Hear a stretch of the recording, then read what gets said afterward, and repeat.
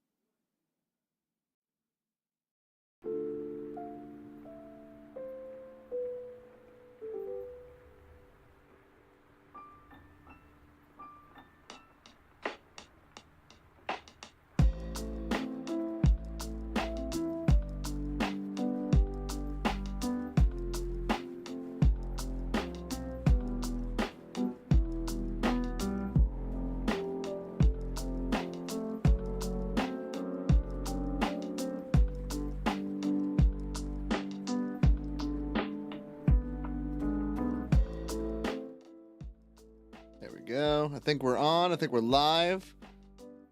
Sorry, everybody, but Bella wanted some scritches. She unfortunately gets locked out of my office whenever I'm streaming. So, figured I'd give her a little bit of less screeches. Oh, okay. All right, baby, you gotta get up. Go. There we go. All right, how's everybody doing? Oh God, my hair is doing awful things. Welcome. Hopefully the audio is still working out correctly, because things always fuck up randomly whenever I change stuff.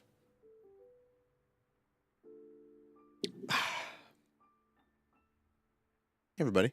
So we're doing something that I did not really think I would be doing again. I'll be completely honest. I was hesitant to do this. Full transparency. When I used to do these, you won't be able to actually see many of them on my YouTube, because they were all done on Twitch at the time. I was doing only on Twitch, no YouTube, and I didn't upload VODs. But I used to do Reddit stories a lot more.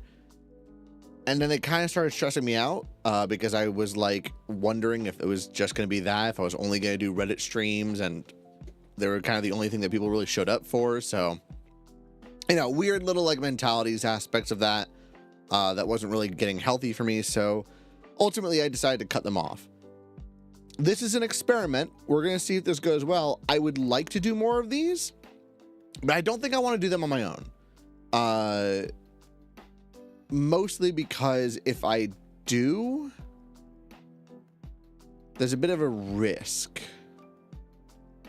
Of me getting back into that sort of state again. So the plan is, I plan to have guests on these streams, not just me.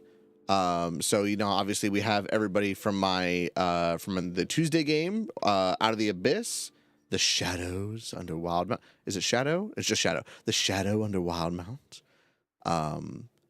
Which you know, I can obviously bring them in. We can have a lot of fun talking to them and getting their opinions on some of these situations.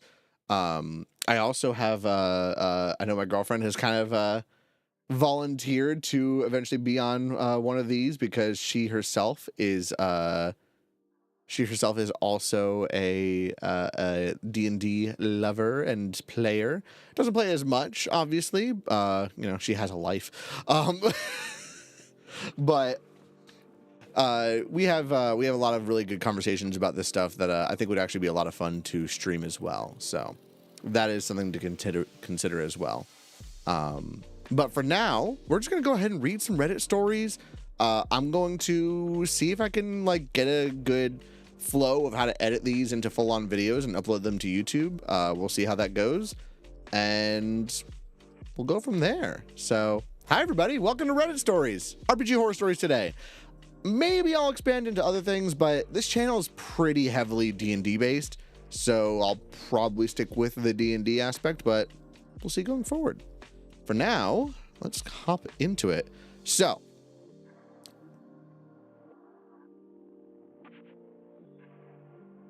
let me double check something here. Hang on.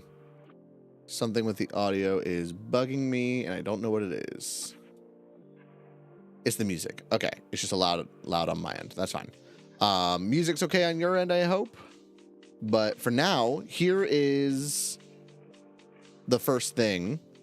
I was actually a little hesitant on doing this today, and then I saw something. I saw something very interesting. I saw something when I first opened Reddit, and I immediately knew I wanted to do this stream because it reminded me about why I like doing these streams in general, which is I love giving advice. I love discussing and hopefully not just saying, oh, what a shitty person, next, but actually providing some level of insight so that people can be happier with one of the best hobbies of all time, playing D&D, playing TTRPGs. It sucks so much when I see people quit because of very similar stories, but that's what we're going to do. So let's go ahead and hop in. As I hopped in and immediately saw this on my front page of Reddit. I'm done DMing. It's not even on RPG horror stories. This one's actually on r/D&D, which is a horror story on its own that someone got to this level and needed to get to that. So I think we'll start with this, and then I have some others that are actually from r/RPG horror stories. Don't look at my recent posts. Can I just clear that? Oh, I can. Cool. Yay. But for now, let's hop into it. It's a short one to start us off. Let me get some water in here.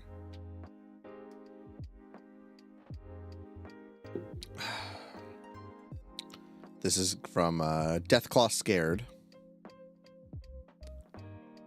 I'm done. I give up. Some of my players, who I think are my friends, just can't be pleased. They always make a character that doesn't...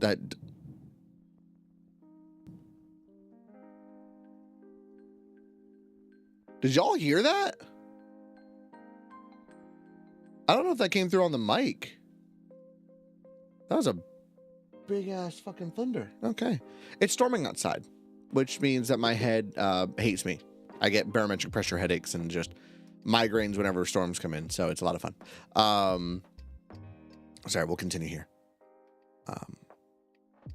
Some of my players, who I think are my friends, just can't be pleased.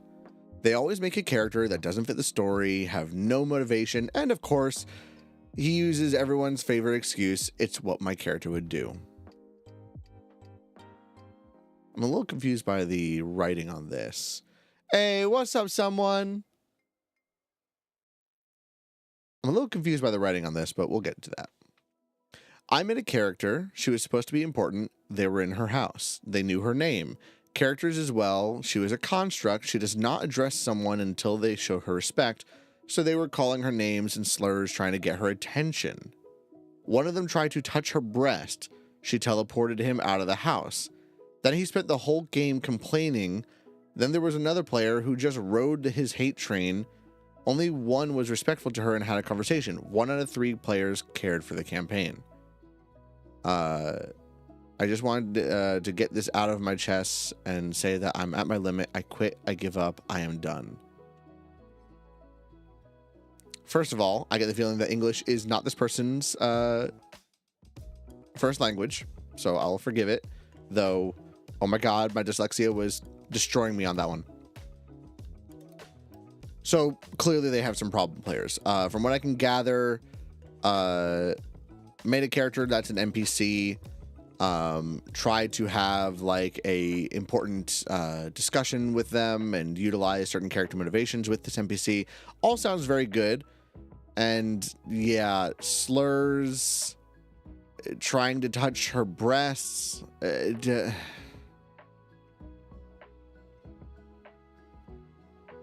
I want to give advice, obviously. But in all reality, the only advice I can give is actually the simplest, which is when it comes to slurs, and I wonder if it's like in-game slurs or like real-life slur. If it's a real-life slur, nah, axe it, done. That's like an immediate boot from one of my games. Like, I had one person slip up. It wasn't a full-on like slur, but it's still like a no, we're not using that word kind of thing. He apologized immediately and profusely. So, you know, it's one of those things of like, okay, all right, we'll figure this out. But even then, it's just no. I know, great insight, right? Sorry, my head's pounding actually right now. But I'm pretty sure the first comment is going to really kick this into gear, which is, yeah, I know exactly what this person's going to say. Don't quit. Just boot the trash out of your game. They're obviously not respectful people, at least not enough to respect the time and effort you put in. I promise it will be easier for you to find players that will use them, than it will be for them to find another DM. That's fucking true. Finding a new DM is awful, and someone else ends up being the DM. Many people will say, try talking to them like adults or use the chart. But I say life is too short to spend trying to help shitty people grow. You're not their parent, and they should already know how to behave like decent people. Yeah. See, I am usually a conflict resolution guy, so I am always for talking to somebody. But there are certain limits, certain things I just won't tolerate and I won't try to like pursue or push. Slurs is one thing. Sexual harassment. I've had some players who like maybe didn't know. I mean, I've had some players who legitimately have like some social issues, or even I know I had like one player who was on the spectrum and just did not understand the context. I ended up being super respectful, super apologetic. Everything was great. He said something that he didn't understand the actual social context to it, which is fine. Like, it was a very quick thing. It was not nearly as like profuse as this, but still it was an instance of, okay, this was talk outable. That's a word. This, on the other hand, no. If this has been going on for a while, yeah, I wouldn't do it. But at the same time, yeah, don't give up DMing. Don't give up DMing because you've had some shitty players. I've been a player much more than I've been a DM, which means that I've had the ability to just leave games. But I understand from the DM perspective, it's a lot harder to just leave because you feel that obligation. You feel that sort of like push to please your players and make sure they're having a good time. You push yourself beyond what you're normally capable of. You push yourself to the limit. I have had and still have DMs that will do this. Shout out to the DM who knows what the fuck I'm talking about here. But get some sleep, my dude. But but if this is pushing you to the point where you're ready to give up DMing, then they've pushed you too far. Like, that is to the point where, like, they have bypassed that weird mental social obligation of being a DM to the point where you're ready to quit. Don't quit, but kick the players. You are no longer obligated to them. You're done. It is not a DM's job to be miserable so the players are happy. It is a DM's job to provide a world and a story and a structure that they enjoy playing out with their players. The DM is as much of a player as the players are themselves, sometimes even more so. Hey, look, as a DM, I've actually 9 out of 10 times I have more fun as a DM than I have as a player. So, not to say I don't like playing. I really like playing. Go watch this on Tuesday.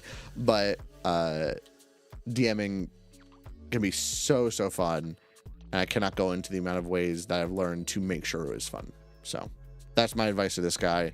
I hope he, feels a little better. I hope and it looks like the edit. I want to thank everyone. Your messages make me see that that I do need new players and friends. From my heart, thank you, which is great. It looks like they did, in fact, realize what was going on, and they are going to move on, and that is fantastic. All the power to them. It's awesome that they actually did, like, notice, because we've seen plenty of Reddit stories where, like, they go, maybe it's my fault that this person stalked me. Like, what? So... all right, but now we can get into the proper RPG horror stories. We've got the top from this week. We've picked out 4, and we're going to go from there. So, we're going to start off with the lighthearted one, just to kind of fill us in for that. Let's get into it. I wonder, actually, let me see here. Google, Chrome, hotkey... switch between tabs. Is it control tab? Oh, control. Okay, cool. There we go. So, first one up. When you accidentally kill your girl instead of kissing her. How does this play out? I know one player who could actually make that happen, but I won't go into that. This one's lighthearted. A brief anecdote I would like to share. The year is 2007. The medium, if I remember correctly, text chat. The game is D&D 3.5 mid-level Gestalt. I don't know what mid-level Gestalt means. Somebody in the chat or in comments later on, please let me know about that. I don't actually know what that is. I actually know very little about 3.5 in general, actually. Other than that, it's very similar to Pathfinder. 2 of the PCs in the party just so happened to be boyfriend and girlfriend in-game.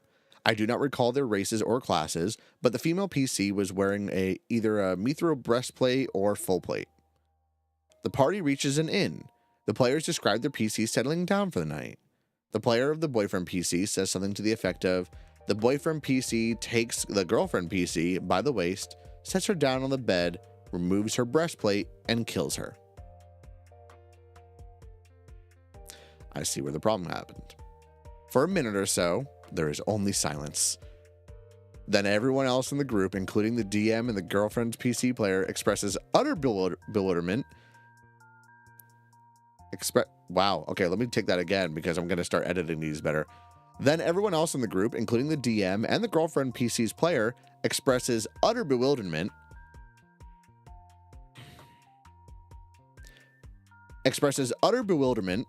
In the no, I can't say this fucking sentence. All right, take 3. Then everyone else in the group, including the DM and the girlfriend PC. See, okay, quick pause here. Quick pause. Where is it? There we go. I was actually really tempted to just pre-record these and then upload the video rather than like live streaming them. I'm starting to see that maybe I should have done that. Also, hold on. I have to check something here. Oh my God.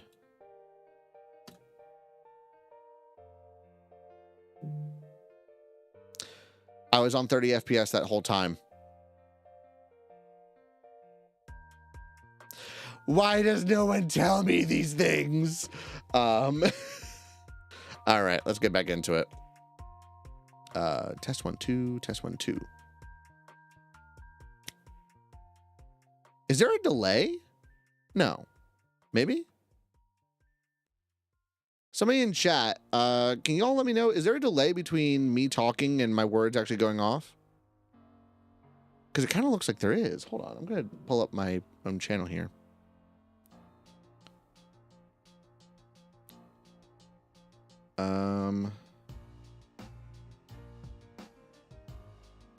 There we go. Okay, testing out, testing out. Nope, no delay. Okay, we're good. All right, so let's get back into it. It's weird. It's just delaying on my screen over here. So.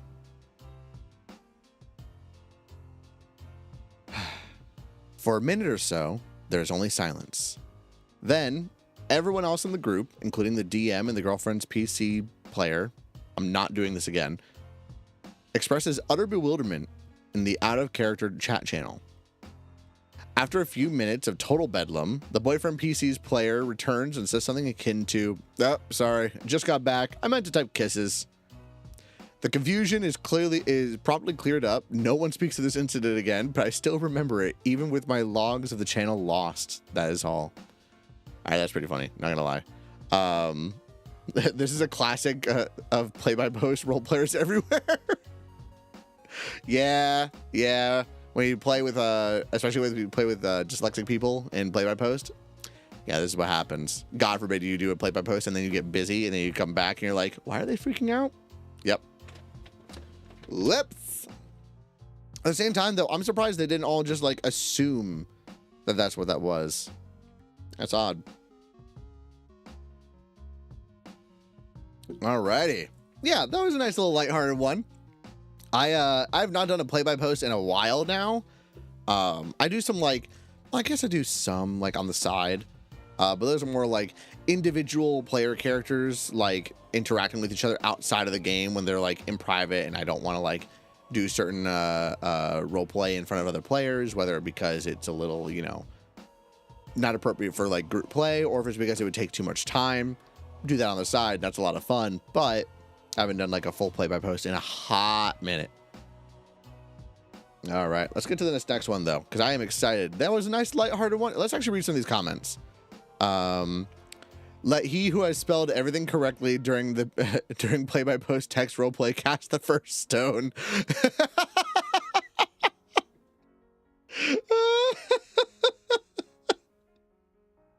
Yeah, this is constant. Anybody who says they've never misspelled something in a play-by-post is lying to themselves and everyone around them. All right, let's get the next one. So, up next. Make sure I got this taken care of. There we are. And beautiful. Oh boy, this is going to get a little dicey. No, you can't use mental illness to just... We're doing this take again.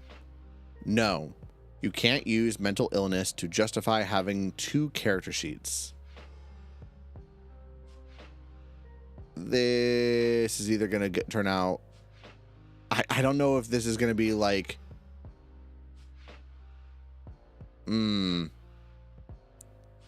What do we think, chat? Is this going to be a justified statement, or is this going to be the statement of the problem player / DM? And in the comments, let me know. Put it ahead of time. Put in your predictions now, and then we'll get into it. So, ironically enough, this says it's long. Short story about a player who used to play at my wife's table in our home games. We kicked this player out of our group a couple months ago for behavior that we thought was just a misunderstanding of 5e's mechanics. Small math mistakes on his character sheet whenever we checked it, giving himself higher level abilities than he should because he thought multi-classing gets you the benefits of both classes, right? Etc. That eventually scaled up to a blatant full-on cheating fudging gold amounts, giving himself equipment that he did not purchase, and attempting to lie to other party members after he failed to save on Zone of Truth. He was never at the same table as me. So aside from checking his sheet for my he was never at the same table as me. So aside from checking his sheet for my wife, I never really experienced his little cheats and advantages. What stood out to me most about his player wasn't what he did at the table, but when I tried to help him make a character for a different campaign. Is this before or after?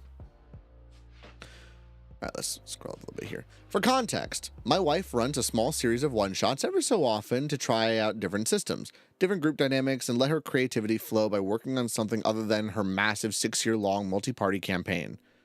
I fucking feel that. I feel that so much. I've actually really wanted to do more like one-shots and mini campaigns. I'm actually tempted to do like write one up for to stream, but I gotta learn Foundry first. I'm mostly running on Roll20, and it's not really good for streaming as a DM. So I did find some stuff for Foundry that lets me like have a second screen that goes just to the stream, and I can control the camera and all that. So we'll see about that. Anyways, this particular year, she wanted to try her hand at running Pathfinder 2nd Edition, because the flavor of this mini campaign was going to be very Far Cry-esque, and she wanted to have guns available. Have guns available in D&D? I get it. It's fine. Because I love building character sheets and optimizing, my wife often relies on me to help build and check over other players' character sheets. So there was one day after a game that I approached this player and asked him, "Hey, do you have an idea for your Far Cry character yet? If you want, I can start researching ideas for how to build them." Oh boy, here we go. So this player's okay. This is actually really. Hold on. This is interesting. Give me 1 second. I gotta message somebody immediately. I gotta message somebody.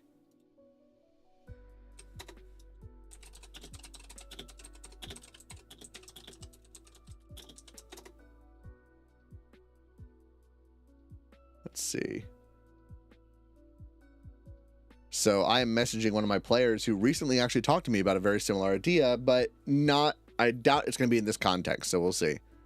Let's. We're gonna hold on a hot second here to see if I see a lovely Austin / Swedish Leviathan in here. That's I forget what his name was, but yeah, it's that. Oh boy. All right. Hey, there he is. There's Austin Tupper. What's up, buddy? All right. Hopping on in here. We'll continue on from what we were saying. So this player says, "Is there a way to have a split personality in Pathfinder 2e?" What? I want my character to have a split personality, like where one of them has a certain set of abilities and the other has a different set. I thought, that's a little insensitive to people with actual associative. That's a little insensitive to people with actual. I'm dyslexic. I thought that's a little insensitive to people with actual dissociative identity disorder. But at this point, the Moon Knight TV show had just come out, and that sort of character idea was sort of in vogue. At the same time, though, this is his first time playing Pathfinder 2e, and I wanted to steer him towards something easy to play rather than overcomplicate with a complicated split personality mechanic that we'd have to essentially invent a whole cloth. Not insensitive, it's Dr. Jekyll and Mr. Hyde situation. True, although he did... I wonder if the player has shown tendencies to not understand the proper, like, context for some of these things, right? Like, I know a lot of people were sort of like kind of happy with how Split handled DID, but also weren't happy with how they handled it in other circumstances. So we'll see. Let's see here. So I thought about it and told him the best way to build that sort of character would be a rogue. Rogues have a massive list of skills at first level and are also pretty good in combat. So you can pick out what skills and feats are associated with what personality and play it that way. Amazing idea. Truly a fantastic idea. Hell, if you were playing in D&D, I would actually recommend Grim Hollow has a subclass called the Barbarian Path of the Fractured. It is literally Dr. Jekyll, Mr. Hyde. It is literally Bruce Banner and the Hulk. Absolutely fantastic subclass. I love it so much. Let's keep going. I may be playing one in a one-shot right now. Let's see. Where were we? Pick up what skills and feats are associated. Okay. And he responds with, no, like... Oh, should I do a voice for these guys? What do you guys think? No, like, I want the two personalities to have, like, different stats. Like, one is a pacifist that has really high intelligence and charisma and has a... I want to read that again. Like, one is a pacifist that has really high intelligence and charisma and has a bunch of non-combat skills and abilities, and the other is a psychopath that's all geared towards combat. Ah, this motherfucker wants to be a fucking skill monkey and a fighter. Yikes. That gave me pause, because what he'd essentially told me was that he wanted to play two separate characters and swap between them as he saw fit, depending on which would be stronger for that situation. Bingo. All right, let's scroll down a little bit. I said, I can't sign off on that. Okaying that would be giving you two player characters while everyone else only has one. We can sort of work your stats to where you can represent both on one character sheet, but you can't have two sets of abilities to pick from just because your character has DID. He seemed less interested in the character after I said that. The game ended up being delayed to the release of Starfinder 2, so ultimately it never mattered, but looking back at it, it put into context why he eventually ended up getting kicked from our group. At every turn, he seemed to be hyper concerned about his character having weaknesses, like a lower armor class and not doing much damage as character specialized to do damage. It seemed like he wanted his character to be able to do a little bit of everything, but became insecure when someone who specializes in any particular thing outclassed him, like the tank with their armor class or the cleric with his spellcasting. We found out later from another friend he played with that he had a history of blatant cheating in his home game, with the same warning signs and symptoms that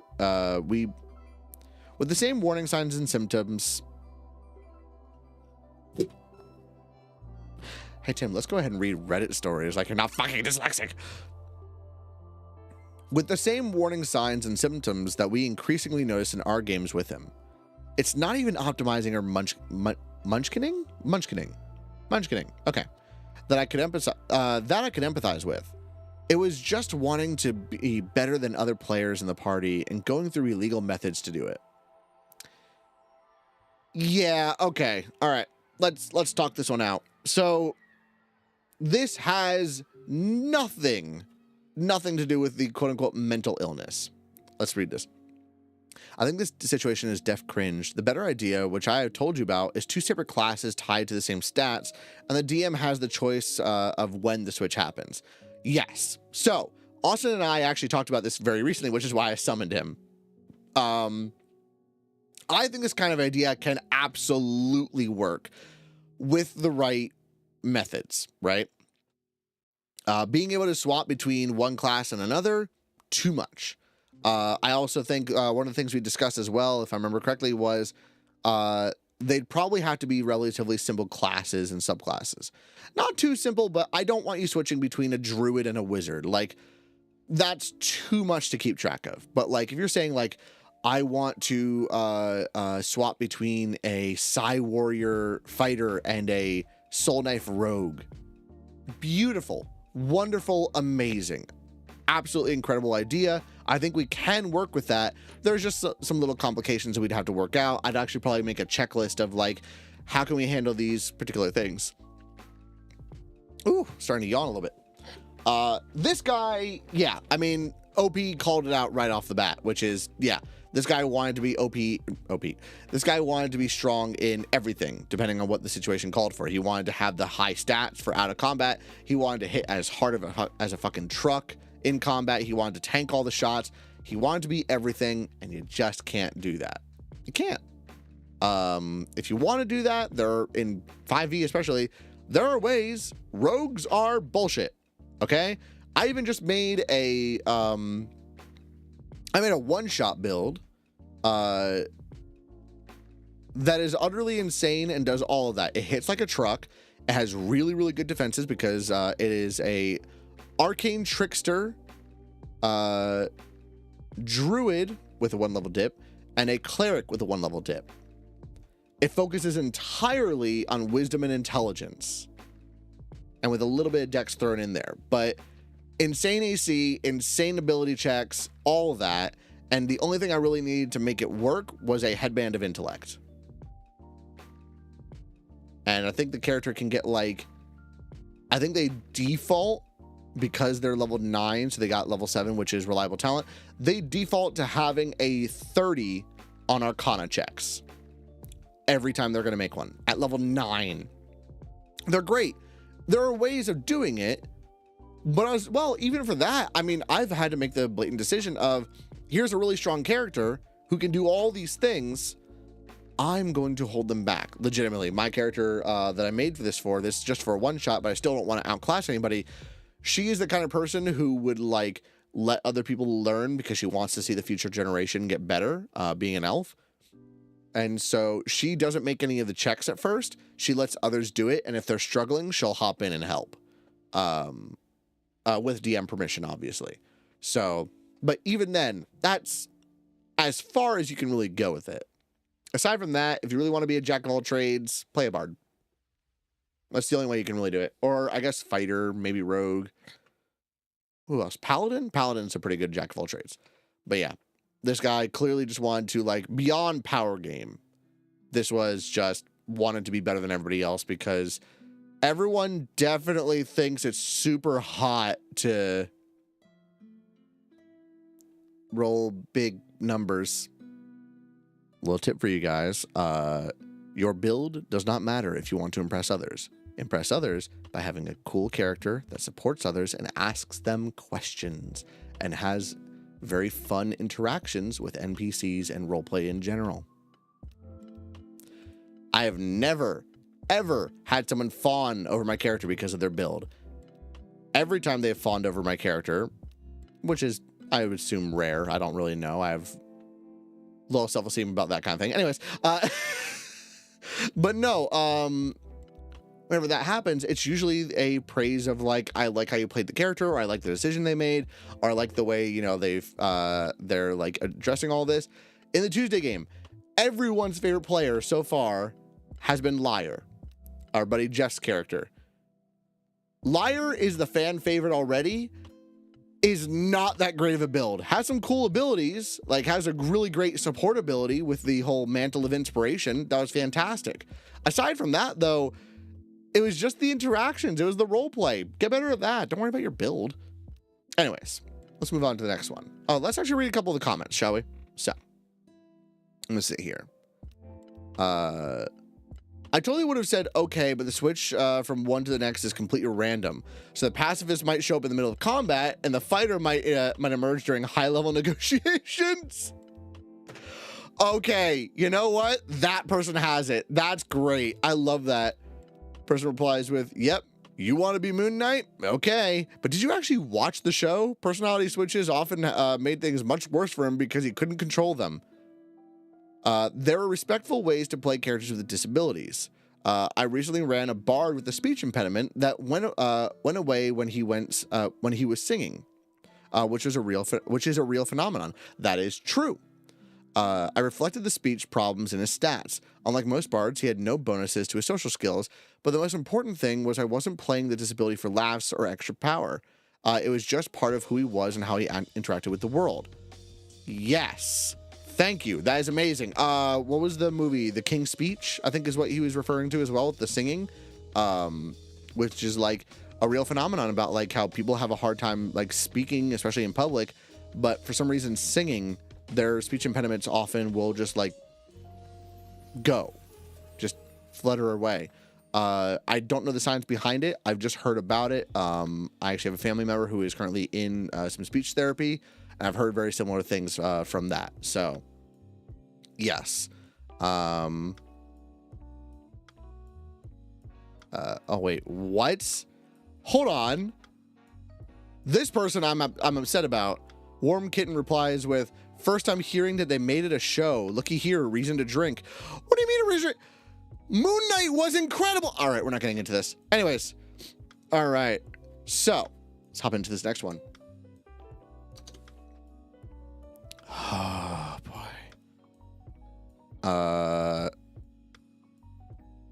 Oh. Okay, so we have a before and after. All right, let's see.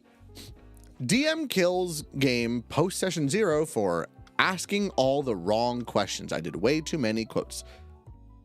So I somehow ended up at a gaming hub ran by the guy who is the DM of this story.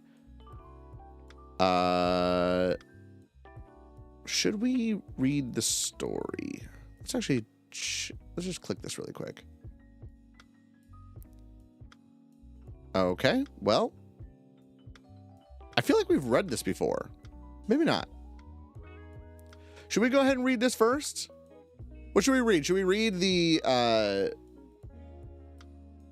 backstory one, or should we read the original or new that refers to the backstory? What do you guys think?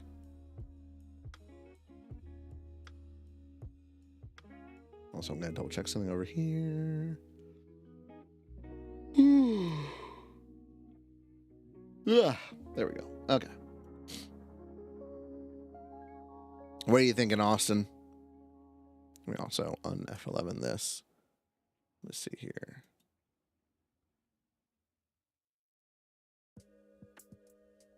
One was posted 4 days ago. One was posted a year ago. You know what? Let's start with the one that was posted a year ago, because that's kind of interesting to me. Alrighty. So this one was posted 1 year ago. Your character is too vague and secretive for my vague and secretive game. I swear, I think we've actually read this, but let's find out. All right, let's see. So half asleep while writing this, please forgive any mistakes until morning. He immediately misspelled morning.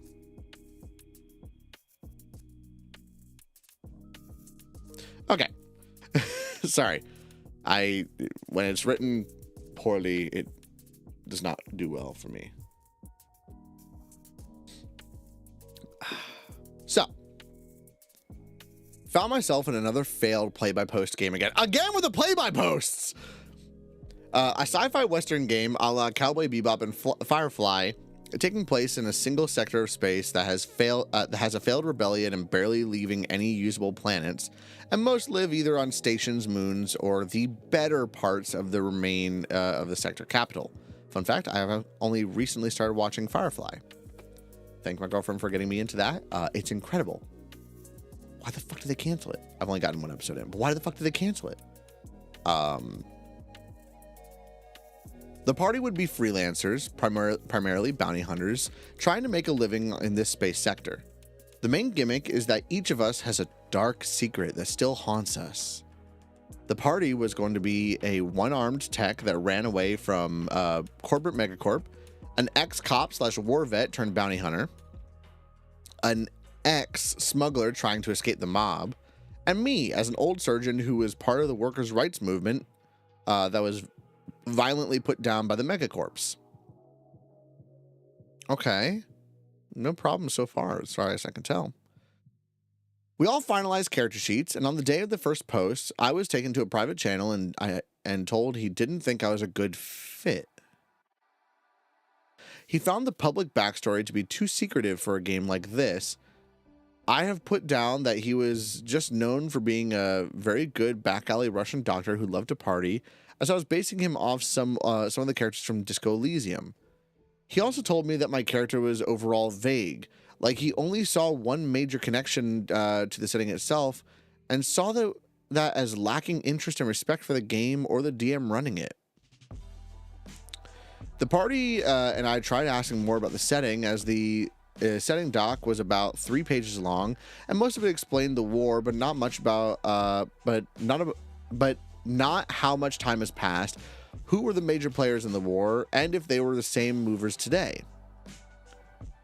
The factions were a sentence long. Mostly, this is the remaining settlers who are dirt poor, and this is what corporations look like.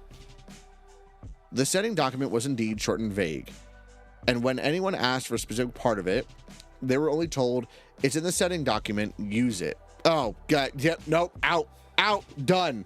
Immediately done. Sorry. Look, okay, already gonna go on a side tangent.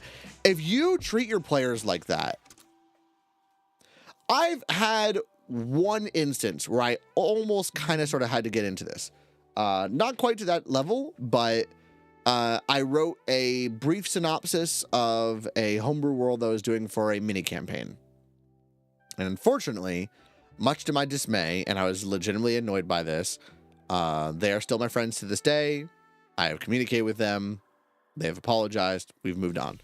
But they did not read any of it. And it was not that long.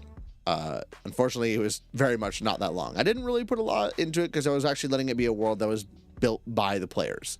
So a lot of it was done on the sides before the session 0, but on the sides after the session 0, but the base of the world was still there for them to learn about. But even then, I'm not sitting here being like, oh, okay. Like, I could see a worse DM being like, okay, you haven't read it? I'll wait until everybody's read it. What? Oh, you want to? No, you got to read the document first.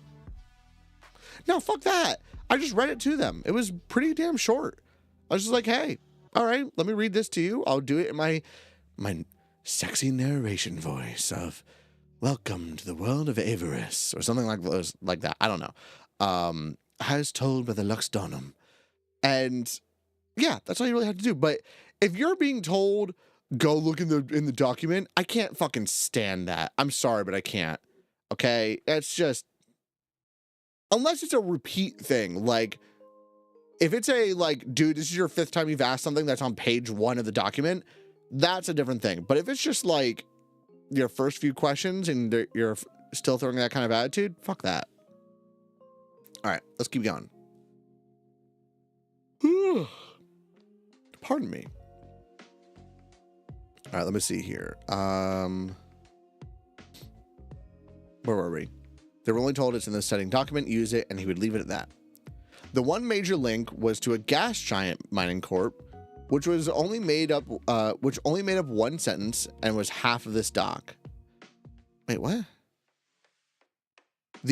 The one major link was to a gas giant mining corp, which only made up a sentence and a half of this doc. Okay, sorry, I'm dyslexic. Which was just the name of the industry. I had taken the time to thoroughly read the setting doc, even quoting from it while trying to ask questions. I dedicated a weekend before my finals to finishing the character and background. The DM's response, if you had asked them like that, I would have answered them, but it's too late for that now. In fact, it seems like that's a red flag as a player. Left me feeling underappreciated. Oh, the DM's response, if you had, it left me feeling underappreciated. Wow. This is going to go great for me doing it in the long run. I tried explaining to him that finals would be done by the game start as it was in the morning but he kept twisting it to show that I didn't really have time for the game. Seeing the writing on the wall, I just opted out of playing like he wanted me to. It's funny, though, that talking to the other players who remained, it sounded like that game isn't happening as the ex-cop character was too cowboy and not enough space. The one-armed tech revealed too much of their background to be a usable character, and the smuggler was too specialized in piloting and wanted it to be a general skill everyone had on top of everyone being able to fight. TLDR, DM wants to have a sci-fi cowboy game, but me nor the other party members can make characters that fit into his barely baked setting and makes it into an us problem. And everyone cleaned up the post a little bit. Not enough, but it's okay. I understand. It's fine. Yikes. Fucking yikes. Okay, so fun little story tangent. I've actually...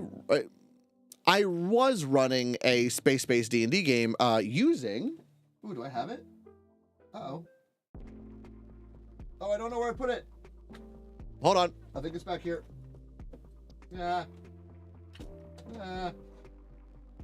Got a few things. Don't mind me. Ah, there we are. Wow. So I actually have a book for running D&D in space. It's Dark Matter from Mage Hand Press. It is very, very good. Very, very fun. Highly recommend it for people. It has a lot of good shit in here, including some really cool stat blocks and feats, and the mechanics for the ships is downright incredible. Highly, highly, highly recommend. And I may or may not have been reading through some Noma ships. Don't mind me.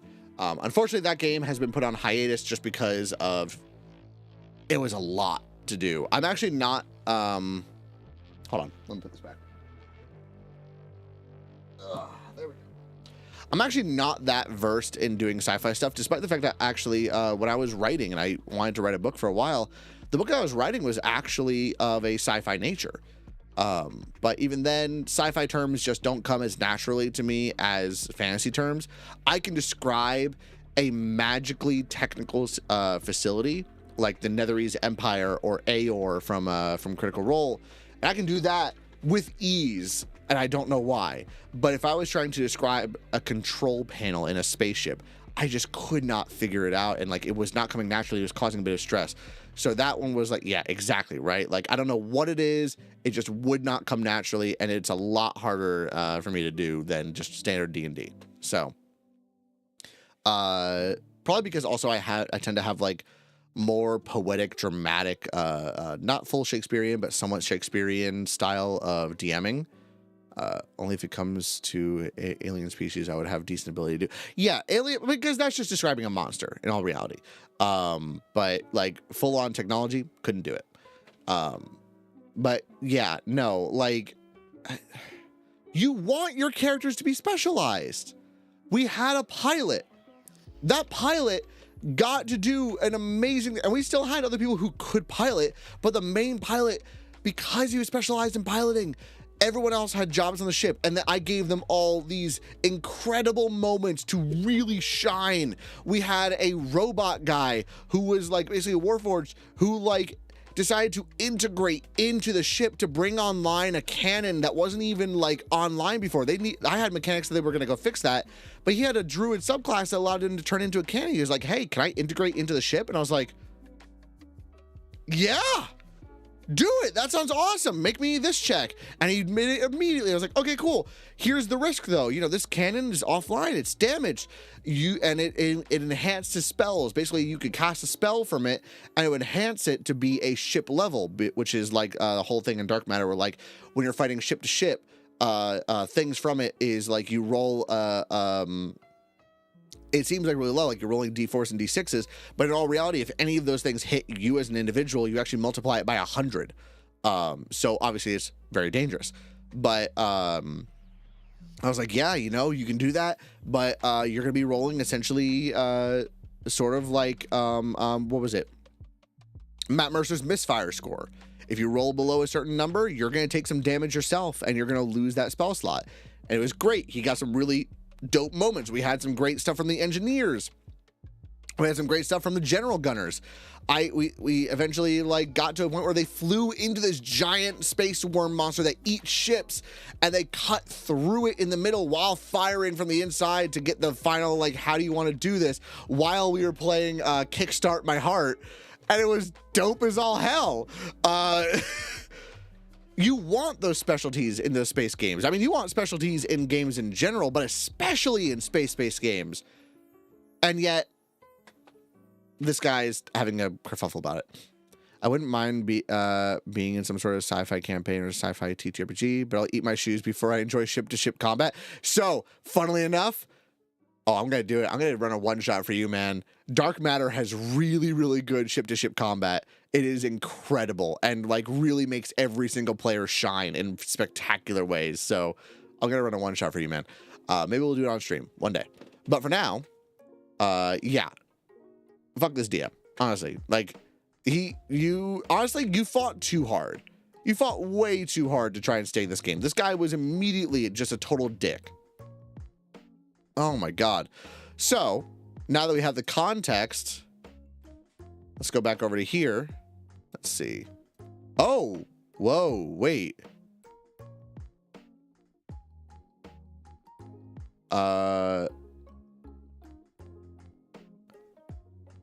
Interesting.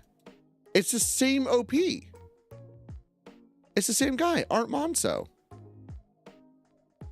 Okay. You know what we need to play? That mech TTRPG. Oh, what's it called? What was it? Lancer? I think it's called. I've heard good things. Hey, maybe. I do kind of want to try running like one-shots for different RPGs, and I would love to like maybe run them on the channel. I think that'd be a lot of fun to live stream, but live streaming that kind of stuff can be a little bit tricky, so we'll see. But for now, let's get into this one. Let me get one last sip of water here.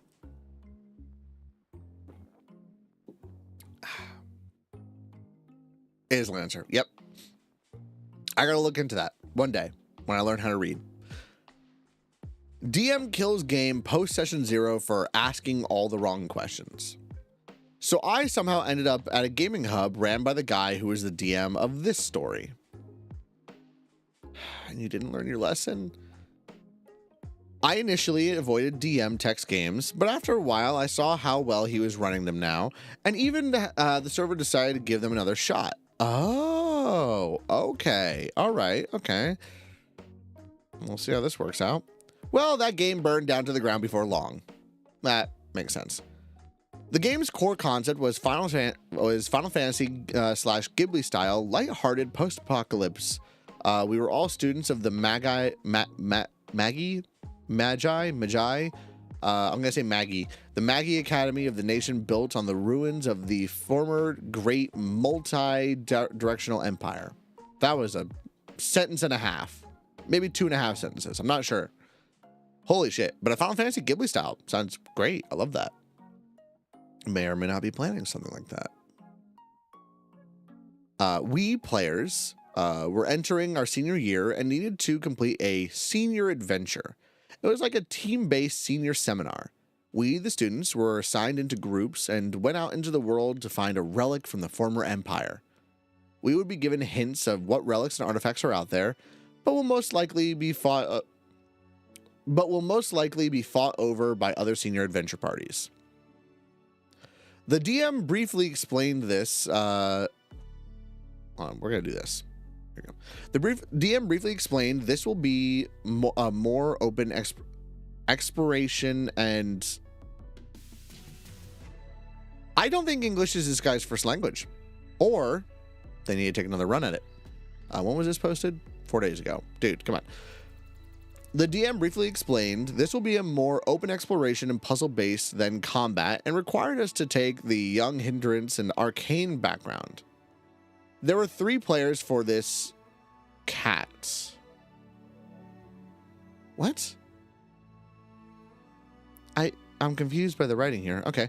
There are 3 players for this cat. A demon-blooded... Oh, wait, what? Huh? A demon-blooded catfolk warlock type trying to find more about her born right to control it better.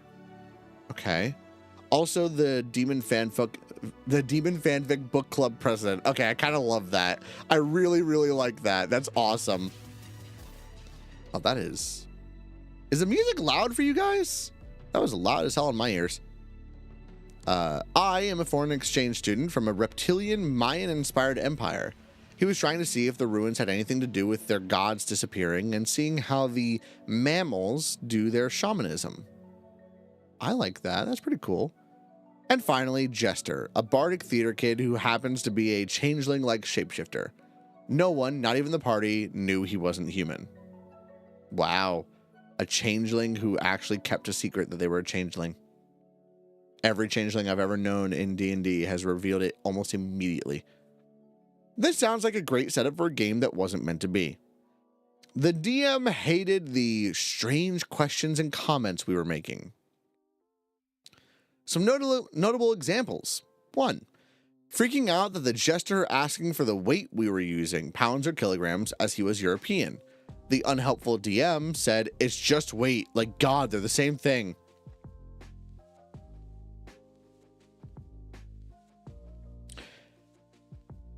Are Matt or Tobias awake? I literally play with multiple different Europeans. This would drive them insane. My Cyberpunk DM, who needs to get proper sleep and better not be in my fucking chat, is Polish. So this would probably drive him up a wall. Anyways, when Cat, okay. Oh, wait, hold on. There were 3 players for this. Cat, oh, okay, all right. Just bad punctuations. When Kat asked for clearance on whether we would get a base or cart, the DM said, I said this was a jury game and that she should know how to read. 1, when we pointed out that the info was under a 100 posts and would be helpful to pin it, the DM did, but was needlessly passive-aggressive about pinning going forward. I know some DMs like this. 2, made vague threats about bad things will happen if we get carts, wagons, or more pack animals. DM even said no about airships, dragons, or other mystic means of transportation / cargo, despite not even asking. This motherfucker has had another campaign. I would have left after number 2. Yeah. That's... That, yeah. I mean, yeah. This is... Yikes. I would have probably, at this stage, this is where I, as a player, would have communicated, like, hey, man, you're being real aggressive. I just want to make sure that, like, we're all good here. We'll see. I'm more of, like I said, I'm a conflict resolution guy. 3, had an issue about us tying character backgrounds together as, I gave you enough backstory already. This is where I'm out. The DM left passive-aggressive comments when we finalized how we know each other. Despite being told that it didn't matter, forbade us from having the same homeroom, having favorite professors that he didn't make, which he never got around to making. No practice jokes, as no realistic high school would have or tolerate them. Practice jokes? Practice jokes. I don't get it. Never meet in or even be in detention. Not the head of any official school-approved clubs. Well, you got rid of the cat girl. She was the president of the Demon Fanfic Book Club. What the fuck? And 6, no significant roles in the student body government, plays, or even other student performances.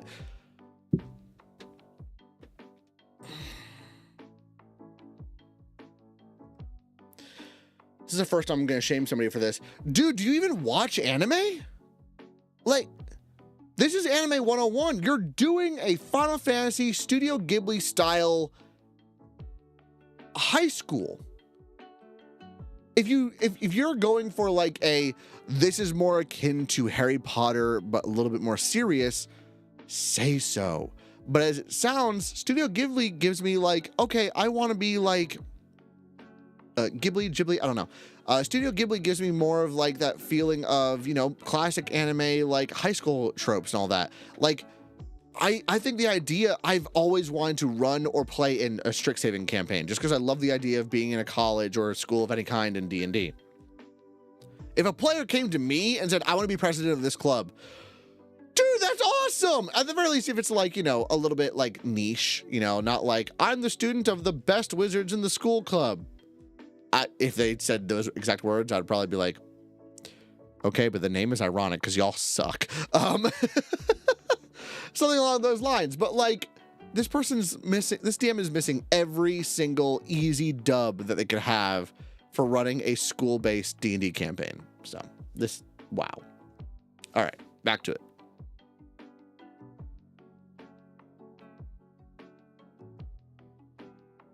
Okay, checking on something. 4. Oh my God, this guy still keeps going. Hated that we used any JRPG term as the game was Eastern themed, not a Japanime. I'm gonna say he's trying to say Japanime. Oh God. And no, we couldn't use anime character icons despite all the reference art being inspired by Final Fantasy Tactics and put through an AI art program. Oh, now I'm really out. Sorry, AI art gone. Goodbye. I'm outie. Goodbye. Pay some fucking artists. This all reminds you of something. Oh no. What is this reminding you of? But no, like, what do you... Stop using Eastern theme. He literally is saying it's Final Fantasy based. What do you mean? All right. Yeah, no, exactly. Like, honestly, the AI is really what gets me. I'm sorry, but even as a DM, look, find art, make sure you have the original artist so you can give them credit if anybody asks. Do that. I think that's perfectly fine. Unless it specifically says do not repost. Then, you know, obviously that. All right. 5. I asked him about the clarity of some of the fantasy critters and was told, there is a photo of them. What more do you want?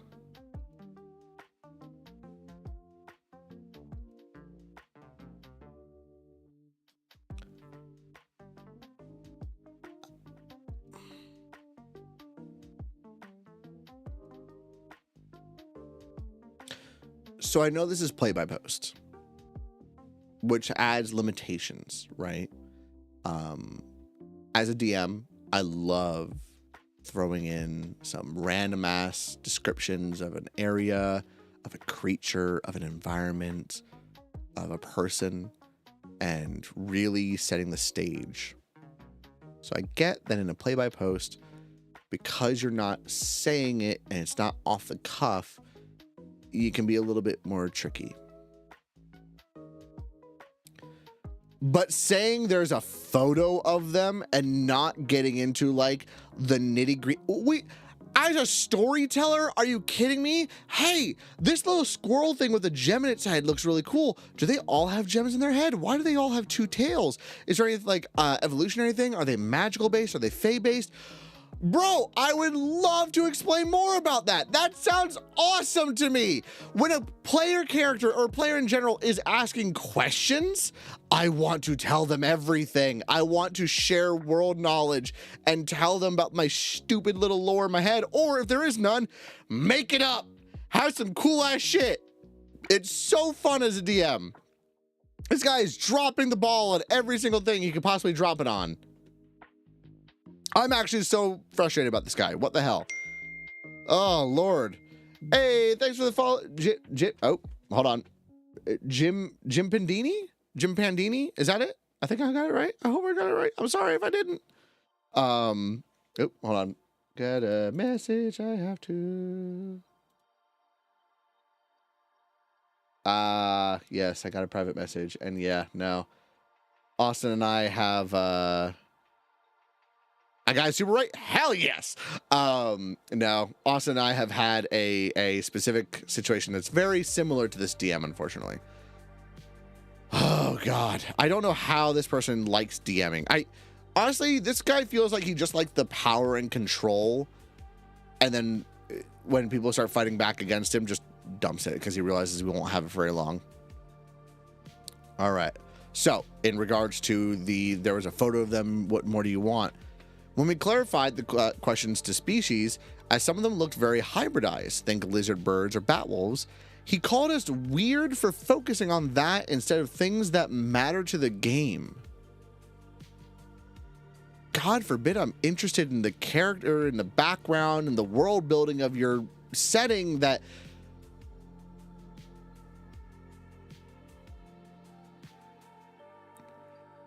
DMs across the world would kill for the level of questions and interest these players are giving to this DM, and he is squandering it. Why? That's when the group dynamic switches from players playing with the DM to players playing against the DM. Yeah, player versus DM is where you gotta just cut it, dude. It's... Oh, fuck. As a DM as well, I get so nervous if I'm starting to quote unquote win as a DM, because I have played with, and I know my players have played with, DMs have a very like player versus DM, like almost a competition of like, oh, the DM's winning when I'm about to TBK the party. Meanwhile, I'm sitting there like, I don't want to TBK the party. I don't want any of you to die. I actually have a lot of story things that are coming into play soon. I don't want that to go away. I wrote like 3 pages just for this next chapter. Help! This is what turns people off to really it does. Like, this is so frustrating beyond belief. This is frustrating, but like, these players are showing interest, true interest in this world. The moment I have to fudge the rolls behind the screen because maybe I made 3 crits in a row is insane. So, quick side tangent about that. So I have had moments where either A, I realized something. I actually had a moment very recently where a character was going to be one shot. And thank God I didn't even have to fudge this, but I remembered that an NPC that joined them, I had altered their stat block and they had silvery barbs, so I could like help them with that. Thank God I did that. D&D is such an RNG game. Not like normally just because the luck you need for a good set of human beings to seriously. But no, like my players know and I think this is one of the things I really like about my DMing. I'm not saying I'm a perfect DMing. A perfect DM. I don't even think I'm that great of a DM, but I'm sure there's about to be a comment in the chat and I'm just going to ignore them. But I am cheering for them to win. As a DM, if you are not cheering for your players to win, I don't think you're being a very good DM. Unless the term is, hey guys, make a level 20 character. I'm going to try to kill them with CRs appropriate for their level. That can be a lot of fun as a DM. I'm sure that's more like a DM battle royale thing. I want to try to win against you. But in general, no. Like, in a general campaign, you want to be cheering for your players. I root for them. Yep, there it goes. I root for them every time they get a crit, every time they deny one of my monsters' like abilities. I am so happy. I will feign like, oh my God, I can't believe you counterspelled their spell. I'm sitting there going, oh no, thank God you did that. That would have fucked you guys up. I love it when that happens. It's actually so fun for me. Now, I usually offset a little bit by making sure that still give them challenges when they need to have challenges, and they still have to be put on the back foot so they feel that level of like appreciation and that satisfaction that they overcame a really, really strong opponent or a really difficult situation. That's still a lot of fun to me, but I want them to win. I don't want to kill them because I write a lot for their backstories and I actually include them in the main story. Even if it's a module, I write new shit in. So once again, really mad at this DM. Continuing. Let me see here. Some of us were taking or had abilities involving keywords and critters. Okay, so I'm imagining they were also asking for like druid and ranger stuff. Or summon animal, summon beast, conjure animal, maybe. It might have been a little while ago before it was adjusted. 6. When we asked what feats, what? Did they say what games core concept? They don't say what they're actually utilizing. That's interesting. If anybody knows what edges means for the particular system they're using, please let me know. When we asked what feats would fit the character concept, or at least a more practical character, as 2 or 3 were new, just got complaints about strange questions and asked, are you all fucking autistic? 1, we would all confirm that we all, surprisingly, are on the spectrum, even showing proof, which the DM would say everyone online said they are autistic.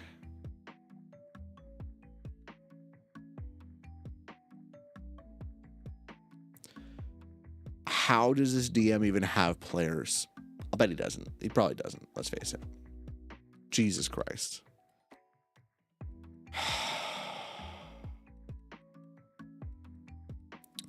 Wow.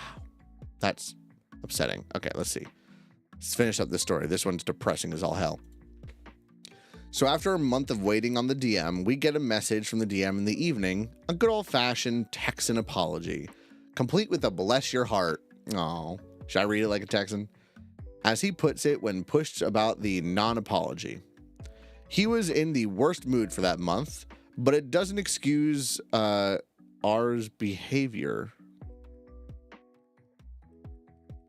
Oh, but it doesn't excuse our behavior in asking the dumbest questions he had ever seen from this generation of gaming. Regardless of whether he was new to the game or not, he felt we were spending too much time fleshing out characters for a match, mainly with no real story. It was going to be primarily exploring and problem solving, so it was not the kind of game you needed to be that detailed. Reddest flag of all. Ooh, okay, long message. Hang on. Let me go over here. There's a TTRPG called Savage World that calls feats edges, but I don't know. Might be something different. I know a couple that have some kind of edge one way or another. Also played it once, a good 6 years ago. So, okay, so Savage World might be the move. It might also be like, I know they said, what was it? Something about a background. Young Hindrance and Arcane backgrounds. So, I mean, that doesn't feel right for D&D. So, yeah, it might be from that other one. But, yeah, it does seem like some things are different here. But this DM probably also doesn't really read the rules either. Let's face it. Oh, Lord. Also, yeah, if you're telling me don't worry about your character's background, it doesn't matter that much. Unless it's for a one-shot, which I get. But if it's for a campaign, no. That is officially one of my biggest red flags for DMs. If you like dismiss character backstories altogether, or say they're not important, or just don't introduce them at all, I hate that. I really do. I run a, here we're gonna go into another side tangent here. I run a game on Thursdays. I'm running it was Lost Mines of Phandelver into the Shattered Obelisk, and then that is actually going to transition into Vecna Eve of Ruin. All of it heavily homebrewed because I change stuff based on the characters. I adjust and add new things in so that the characters feel like they're not just along for a ride, but they're there for their journey. Everyone is the main character. Their parts of the story are coming up on their own ways. We literally have a Warforged who is from the fallen cities of Netheril. We have an Asimar who seems to be some grandchild of a god from another world. We have a Soul Knife rogue who seems to have some level of connection to these psionic entities in Shattered Obelisk. We have all these really, really cool characters. But I've had to let some of them know, like, hey, your story is going to come in a little bit later, you know? I mean, obviously, Shattered Obelisk has a lot of Underdark stuff, so now our Drow Paladin of Lolth is going to have some interesting aspects to that. He's one of my favorite characters, if I'm being completely honest, because he's playing a evil character perfectly, in the sense that he's evil, but really, really, really working with the party and actually really friendly to them, and sort of filling in that little bit of, like, the way I was raised is now being wholly interrupted and questioned by this world that I am now exploring, and it's a lot of fun. But I also had one player who I actually had to part ways with. I had to tell them, hey, I don't think you're going to be a good fit for this game, because they had told me that they didn't want their backstory explored at all. They didn't want me to touch on it. They didn't want me to, bring in any characters from their backstory or anything like that. To which at first I was okay with, but I expressed concern and eventually realized it was going to really, put a damper on it, along with a couple of other problems. There was definitely some problems with them in my game, unfortunately. Not something I'm going to get into today, but maybe one day I'll talk more about that. But it was not healthy by a lot of ways, and I, as a DM, don't like not focusing on the player characters' backstories. I love talking about their backstories and bringing stuff in. I love that moment where it's like, you see the white hair draped over their armor, blood-soaked sword sticking into the ground as they wipe stuff off their tabard. And as they turn to face you, thorns rode and braided through their almost pearlescent hair. They turn to look at you. Hello, brother. Like, that shit, and seeing the players' reactions and stuff like that, Austin knows what I'm talking about. It's fucking fun. It's so fun to see their reactions and get the excitement and the happiness from my players. Fuck, okay, can you tell that I actually get really, really happy about like making my players happy? I don't know what it is. The smile is legitimately genuine. I get so excited about this shit. We also have another session on Thursday that I'm really excited for. But regardless, honestly, I really need a DM on this channel at some point. But yeah, so once again, this DM is just dropping the ball. Terrible DM in my opinion. All right, let's keep going. Let me see here. The DM said he would delete this and would give us time to copy info for how much work and effort he thought we all collectively put in, which translated to less than 30 minutes from the announcement. 30 minutes for all? Oh my God. The archive channels removed all the character planning and sheets and only left info of value. So the DM wrote, as the DM wrote for himself. Some of us were invited to his revamped dungeon diving version of the game with darker themes and combat-heavy salutations? Maybe situations? I don't know. Were they using, like, voice to write this? I don't know. A game that you would have a detailed background in, despite telling us how tired he was earlier about games like that. It seemed like this guy is in a bit of a loop if the graveyard of games is a sign of something. TLDR, I ran into an old problem DM and gave him a second shot, who is going to run a Final Fantasy inspired coming of age wizard high school game. Freaks when we ask basic questions about the world, character dynamics, and anything related to actual public high school experience. Edit 1, not sure why the bullets turned into numbers, trying to reformat. Okay, that's why that was happening. Got it. This DM, I don't even know if I could really call them a DM, if I'm honest. The look of utter joy, the gasp of pure surprise, the silence of complete terror when the major plot about a character becomes clear is absolutely priceless. I have no idea why any DM would throw that away. Seriously! It's so amazing. Two people inspired me as a DM. I'm gonna get a little emotional here. The second person I'll talk about first. The second person was Brendan Lee Mulligan. Matt Mercer is a fantastic DM for Critical Role. Obviously, I look up to him a lot. But Brendan Lee Mulligan was the first one that made me realize during Calamity, oh, DMing can be really fun. The reactions that he's getting from his players, the way they're leaning in and getting so invested in these moments. I'm not saying Matt isn't great at that. There's something about Brendan being able to really just draw them in like that, and you can see how much fun he's having. It was just intoxicating to watch, and I immediately wanted to run a game like that, to the point where I'm actually running a Descent into Avernus game based in Exandria, where like El Terrell was actually the ruins of Schattengrad, which actually rose up because something activated and then they landed again and they renamed it as El Terrell. And it's a whole thing, but I honestly, I did it all so that eventually I can play Asmodeus. So this is gonna be a lot of fun, but he inspired a lot. But the person who inspired me first was actually my first DM when I first got back into D&D back in 2020. I played when D&D 5e first came out and played it for a while. Then I fell off for a while. But my best friend, his name was Josh, who is amazing. Loved that man. He unfortunately passed away, I think about 2 years ago, a little over 2 years ago.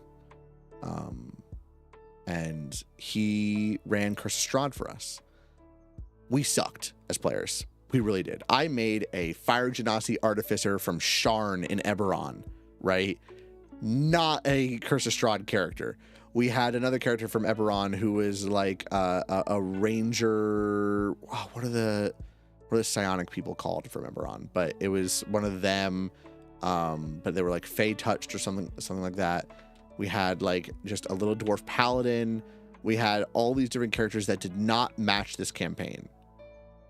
Every single one of us felt like the main character for a good chunk of the entire campaign. And by the time it was all ending, we all felt like our stories had been wrapped and we were ready to go. Like, entering the final dungeons of Castle Ravenloft, we weren't going to be content, but our stories were finished if they were finished there. And if there was an epilogue to happen, then we would get the satisfaction of knowing what would happen there. I lost my words there, but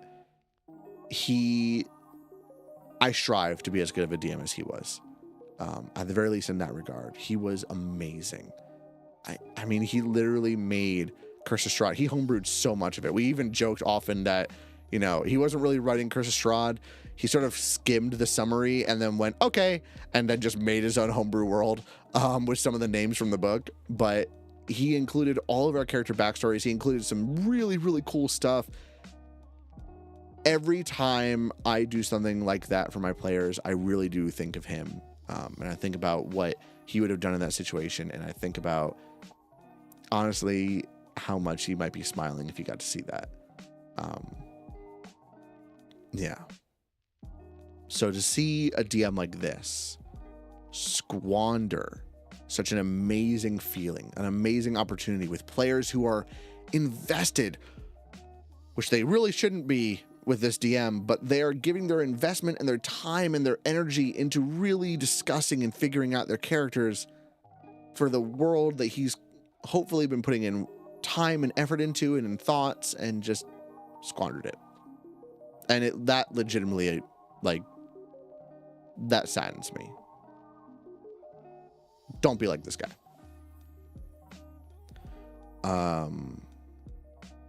Oh, interesting. Let's go to the comments here. I wonder if I had the same DM a few months back. Constantly talked down to all the players. Was always condescending when the opportunity was there. Had a specific idea for their world, and anything remotely outside of it was heresy. Did yours try to induce a Christianity-based deity system in game? It was so bad. But for both of us, they totally dodged a bullet. Let's be glad that we're not playing in those games. I left mid-second session. It was so bad.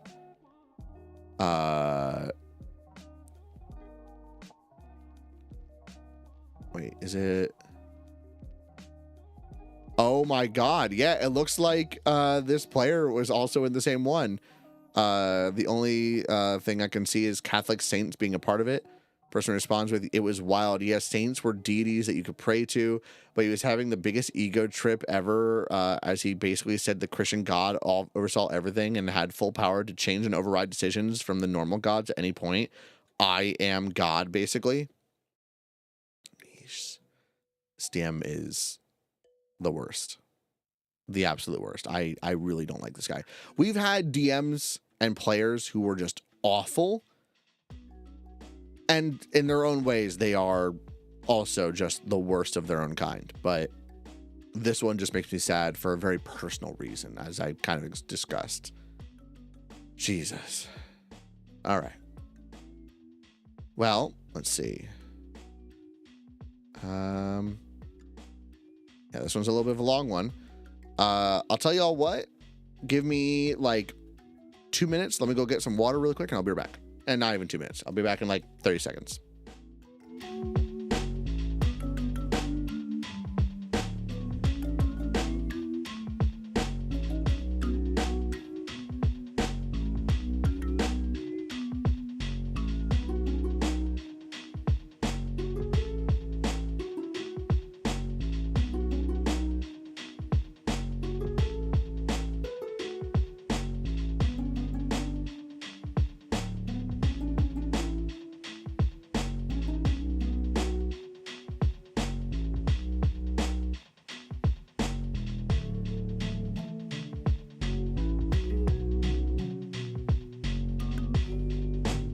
Okay, that was quick. I'm not going to take one of my usual like 5 to 10 minute breaks on this one. We're going to read this last story, and I think this will be a good spot to end. This is going to be one of those short streams. I don't think I'm going to do like 2 to 3 hour long ones on these, but we're going to finish off with this.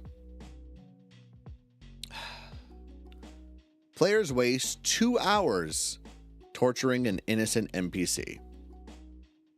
This is going to be a smaller, less horrible story than most of what is posted on here, but I still wanted to tell it and speak about what I learned from it. Ooh, we get a lesson. All right, let's do this.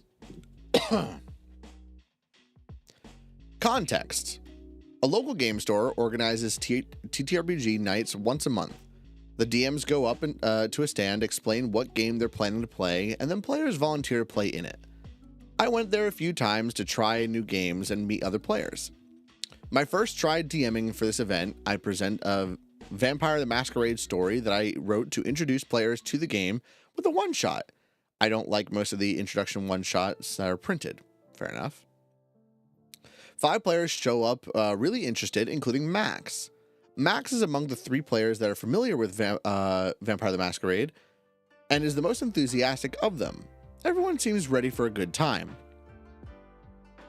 Before playing, I spent a few minutes recapping how the game works, establishing ground rules and limits. VTM can be a pretty nasty game involving violence, manipulation, monstrosity, etc. The story doesn't go into many horrible stuff, but I still warn that they can tap out at any point. I think I used a sheet of paper they could put their hands onto to skip a scene or something like that. Great. Okay, so that sounds like, you know, red card, yellow card. That's great. That's wonderful. I use a very similar system. Innocentia, Nihil Probats, Thorum, Granite Blade, Cleric, Inquisitor of Kellenvor.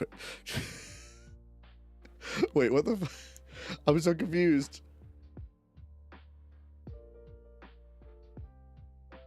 I am maybe I'm not understanding. I think I got it at first and then I lost it immediately. What did I miss? Send help. Oh, innocence proves nothing. Okay, yep, got it. Okay, understood. Took me a second there. I was like, wait, hold on. I am very confused. All right, let's see. Sorry, my brain's still pounding from the storm.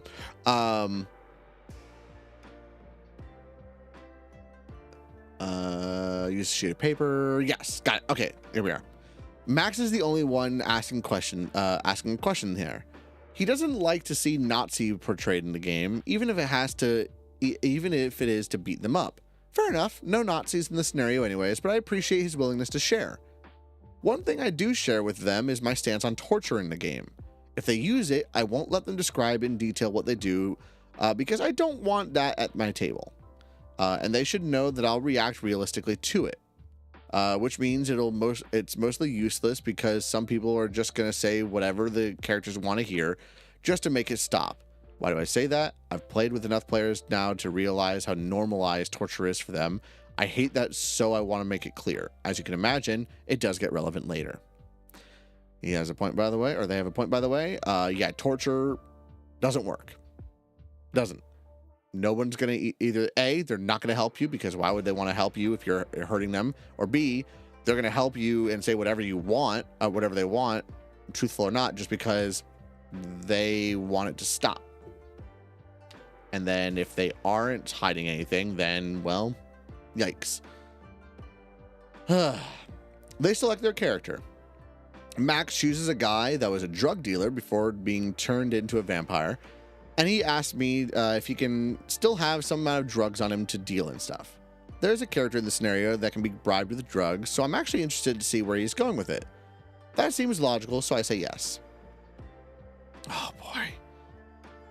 Fast forward to the first scene. The scenario is an investigation into weird murders. They investigate the crime scene and get most, if not all, the clues they could. The murderer is a serial killer coming back after 40 years of inactivity, and he started drinking his victim's blood.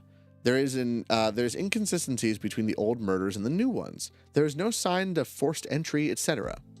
They talk to a cop that explained that there is no link between the victims, except they lived in the same area. Pretty classic for a serial killer. Let's scroll down a little bit. And that's where the issue starts. They have clues leading to different stuff. The previous investigation, 40 years earlier, vampire politics, and I think another lead. But my players, and Max, focus on the victim for some reason. Okay. Let's do a voice here. You know what? It sounds like he's going to be a problem player, so yeah, let's do this. Can we access the victim's schedule?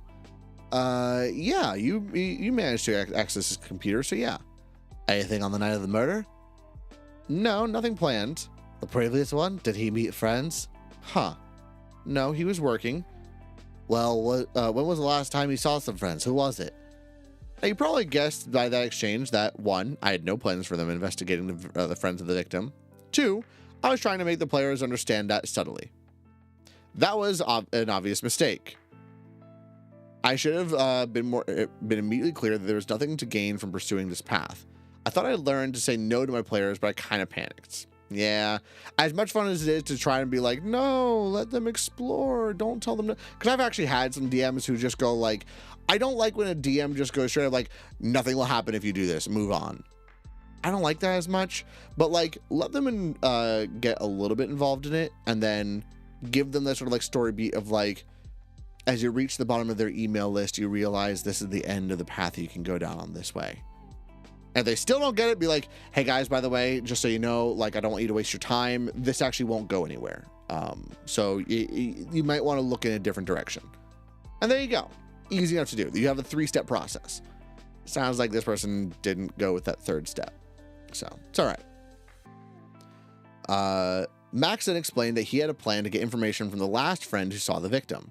He got most of the group on his side as I was struggling to figure out a way to get myself out of this. I figured, all right, an interaction with a simple human could be a way for them to get themselves, for them to try themselves at role playing, some social roles with low stakes. I'll find something useful he can tell them, and that will be fine. I was very confident in my improv skills.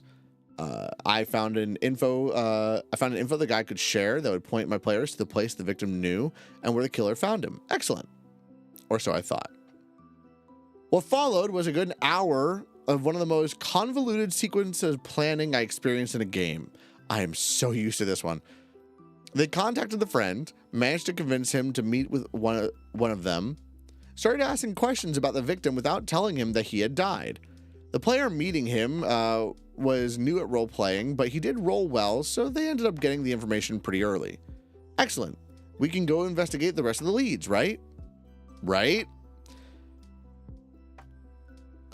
You're pretty sure he doesn't know anything more about the victim. Nothing useful. Thank you. There you go. There's it's a little bit of an in between step 2 to 3, but it's mainly step 2 of my move them along. Max, I'm not convinced. Bring him to me. Again, I should have just said no at this point. Yep, you skipped part 3. I should have said no at this point, but it happened very quickly and I panicked. Max wanted to slip drugs into the guy's drink.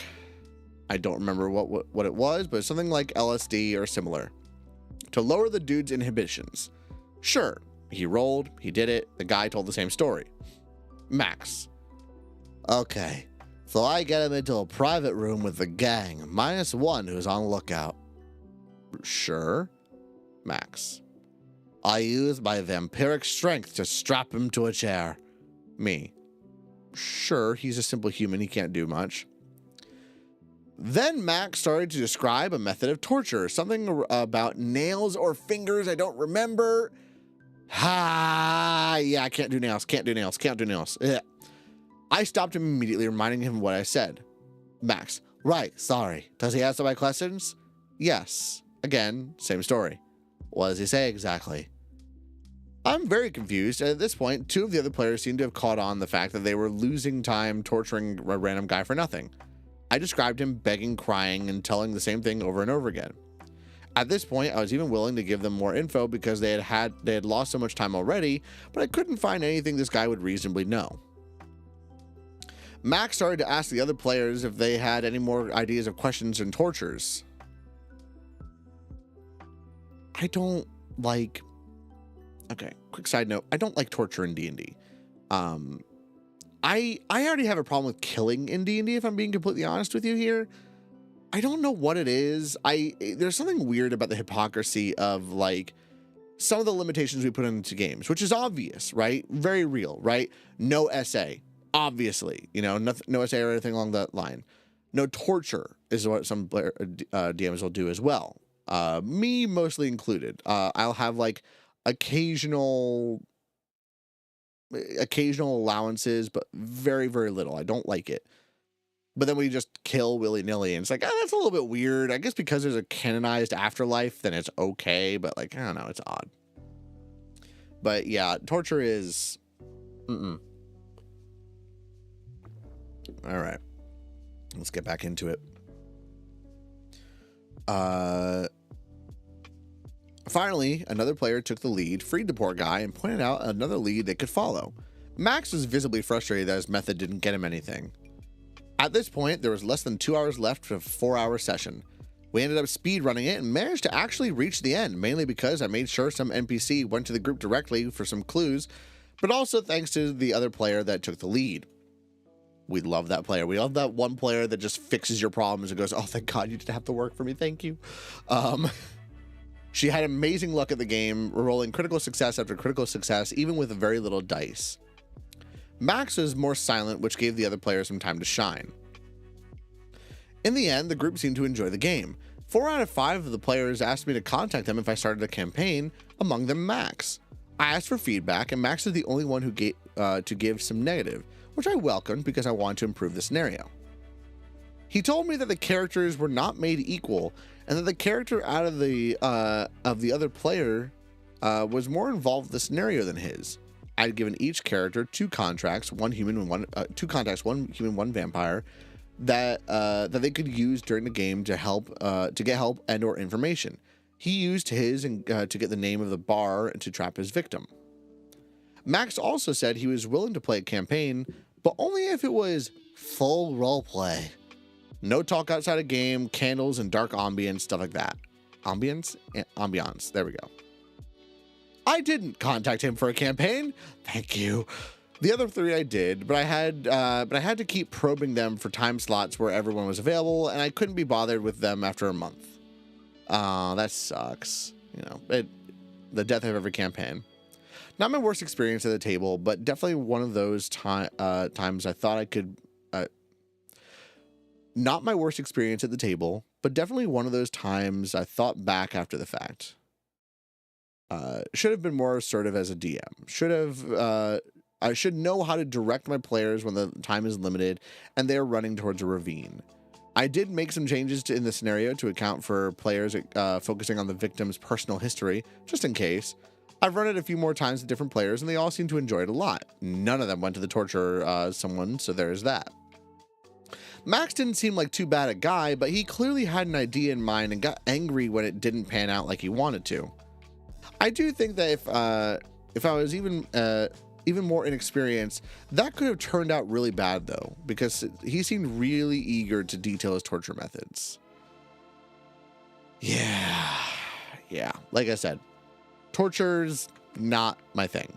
Not a fan of it. I don't really enjoy when people are like, but it's D&D. We can torture all we want. Not a fan. No. Just not my cup of tea. Oh God, yeah, that's a comment and a half. All right, let me read this. While take in RPGs, torture is useful as long as it is used to show such extreme positions are wrong. My character, the Inquisitor, sorry about the wall of text. No problem, man. My character, the Inquisitor, was evil. Why? He tortured an innocent. If he admitted to sin, then he was right to kill him. If he lied, death was a punishment.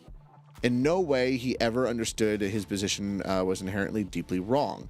His faith, his zealotry that became fanaticism, proved torture was utterly useless, and in that it became useful. Okay, that's interesting. I like that, but that's more of like that's showing a character concept rather than like torture actually being useful as a concept of getting information, which it's not.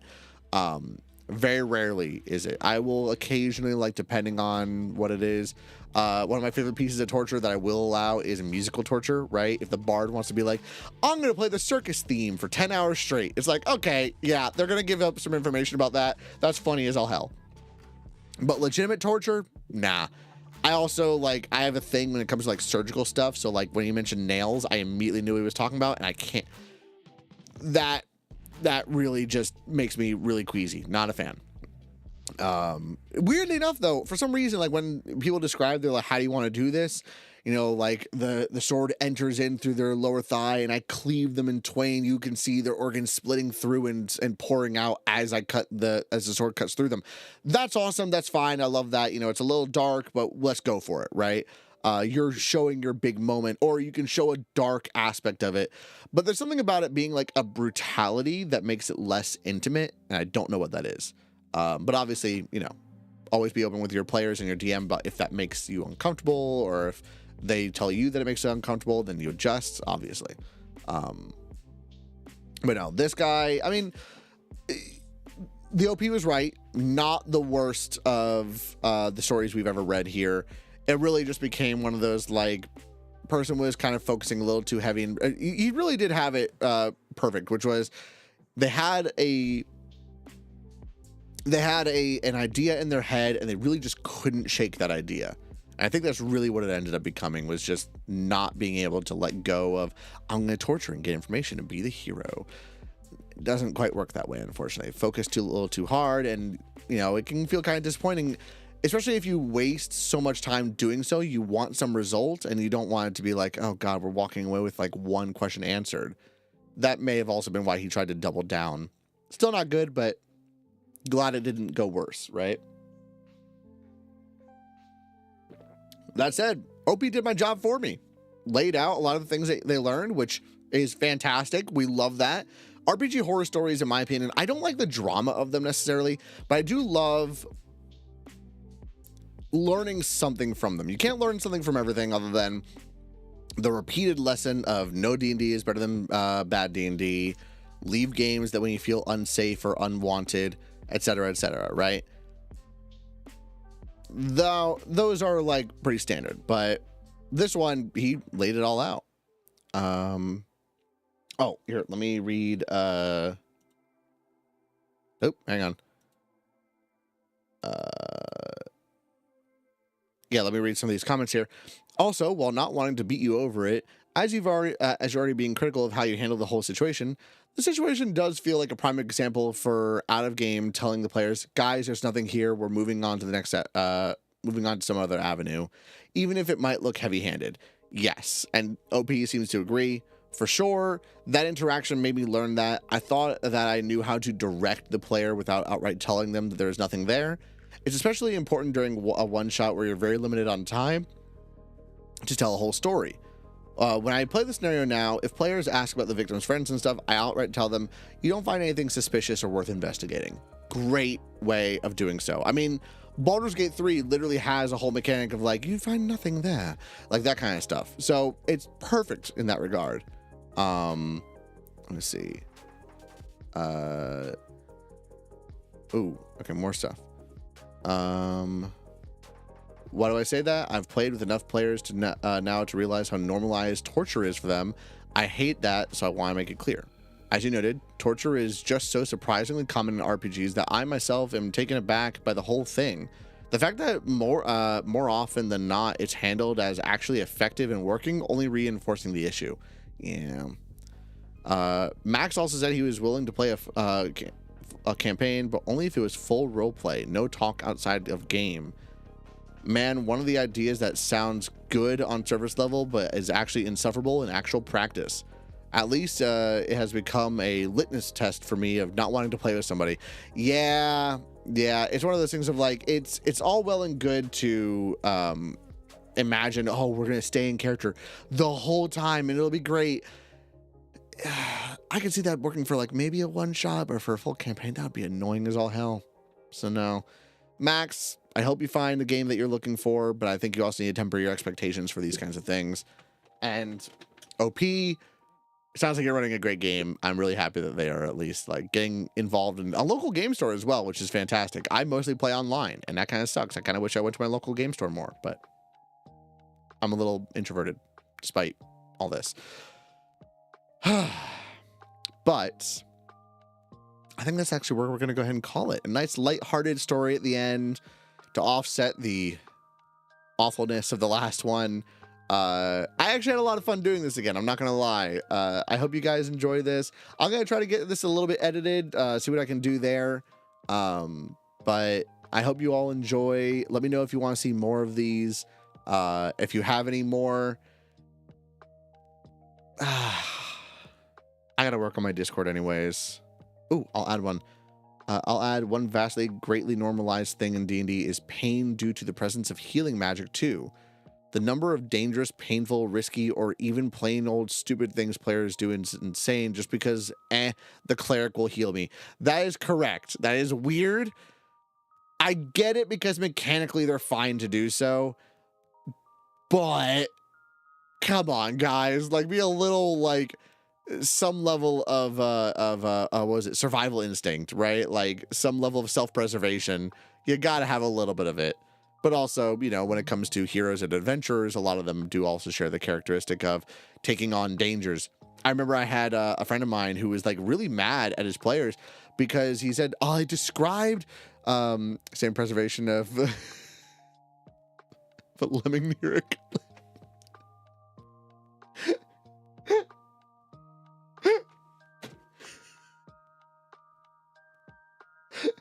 That needs to be put on a shirt, man. Like, I have the self-preservation of a lemming near a cliff. That's awesome. Oh my god. But no, I had a friend of mine who was complaining about his players because he said, like, they were in a local town and I described this mind flayer colony that was plaguing the town. They lived in the mountains and they were like super dangerous and would kill them. And they went and took them on. And I'm like, yeah, they're adventurers. That's their thing. That's what they want to do. If the adventurers are not going to go towards the danger, they're not good adventurers. Like, that's the whole point of them. If every adventurer was told, "Oh, good sir, warriors from across the land, sent here by the powers of light, do not go in that cave. Goblins be there. And goblins be scary." If the adventurers went, "Oh shit, goblins, nah, fuck that," then they're gonna go be farmers. Why are they out adventuring? They're not gonna go towards danger. Like, enjoyed the stream, bud. See you tomorrow. Mom's having oh shit, yeah. Hey, wish your mom luck. Oh fuck yeah, that's right. And I just talked to her. Wish her luck for me. Tell her all the love. And everybody else, you know, whatever thoughts. If you pray, pray. Yeah, love you, Austin. I'll talk to you later, buddy. But yeah, no, yeah, but I think we're good there. Like I said, let me know if there's any others that you want me to read. If you guys have any, wish you the best and fastest recovery. Yes, thank you so much. If there's any others, I gotta re-up my Discord a little bit. I might put RPG Horror Stories back in there, but we'll see. In general, if you want to like at me in the general chat in the Discord, which the Discord link should be in my bio, I'm not entirely sure. If you're watching me on Twitch, I am so sorry. I have not set up my channel properly in ages. I hope I have my link set up. I'll have to check that later. But if you ever have any RPG Horror Stories you think I should read, send them over. I would love to read up on those. And yeah, Zoe keeping her in her prayers. Thank you. Yeah. Everybody wish Austin's mom good surgery. She's a lovely woman. But I will see you all later. Everybody have a fantastic night. Drink water. Get some proper sleep. Take care of yourself. I love you all. Have a great night.